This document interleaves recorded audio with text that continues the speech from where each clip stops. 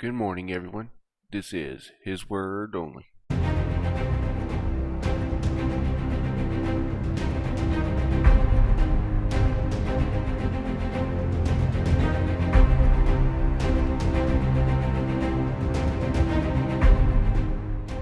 Alright, let's get into God's Word. So we left off with Genesis 38 here. And as a recap, we have Judah being a womanizer and laying with the Canaanite. And as we know, God told him not to do that. And he copulates with Shua, was her name. They have and Onan. Both of them were wicked, and basically God slays them, right? And then we have the episode with Tamar, who is his daughter-in-law, and then dresses up as a harlot, and then has a baby, twins, and that was that pretty much. And now we're going to go on to Genesis 39. And Joseph was brought down to Egypt, and Potiphar, an officer of Pharaoh, captain of the guard, an Egyptian, bought him out of the hands of the Ishmaelites, which had brought him down thither. And the Lord was with Joseph, and he was a prosperous man, and he was in the house of his master the Egyptian. And his master saw that the Lord was with him, and that the Lord made all he did to prosper in his land. And Joseph found grace in his sight, and he served him. And he made him an overseer over his house, and all that he had put into his land. And it came to pass, from the time that he had made him overseer in his house, and over all that he had, that the Lord blessed the Egyptian's house for Joseph's sake. And the blessings of the Lord was upon all that he had in the house, and in the field. And he left all that he had in Joseph's hand, and he knew not aught he had, save the bread which he did eat. And Joseph was a goodly person, and well favored. And it came to pass, after these things, that his master's wife cast her eyes upon Joseph, and she said, Lie with me. And he refused, and said unto his master's wife, Behold, my master wotteth not with is me in the house, and he hath committed all that he hath to my hand. There is none greater in this house than I, neither hath he kept back anything from me but thee, because thou art his wife. How then can I do this great wickedness, and sin against God? And it came to pass, as she spake to Joseph day by day, that he hearkened unto her, to lie by her, or to be with her.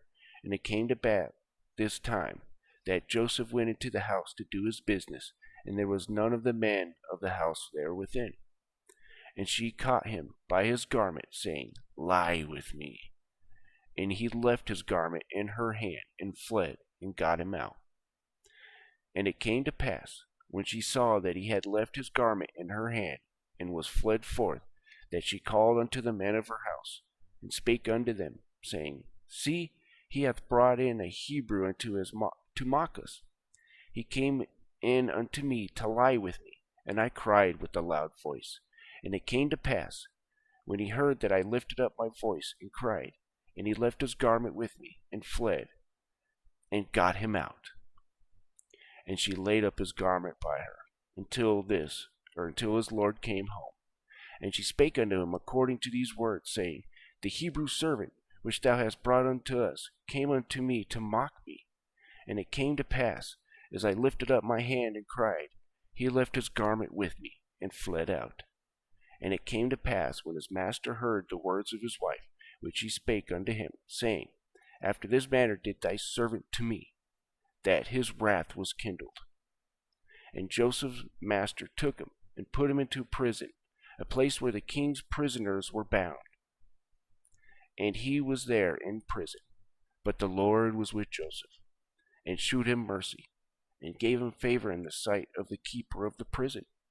And the keeper of the prison committed to Joseph's hand all the prisoners that were in the prison, and whatsoever they did there, he was the doer of it.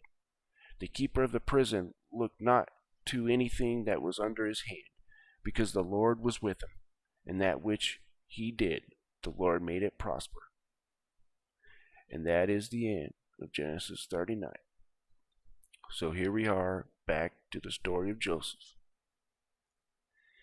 And in Potiphar's house, he was doing good, and God was blessing the house and stuff like that, right? Then we have the master's wife. I don't think we're ever given her name. She tried to seduce Joseph. She must have liked him really well, and I just noticed that ad. I'm sorry about that, guys. But anyways, sorry, I'm all messed up. Yeah, it was basically the master's wife tried to copulate with him. He didn't want to. He didn't want to, go against God and the master. And she said lies about him, basically, and the master, or Potiphar, put him in prison.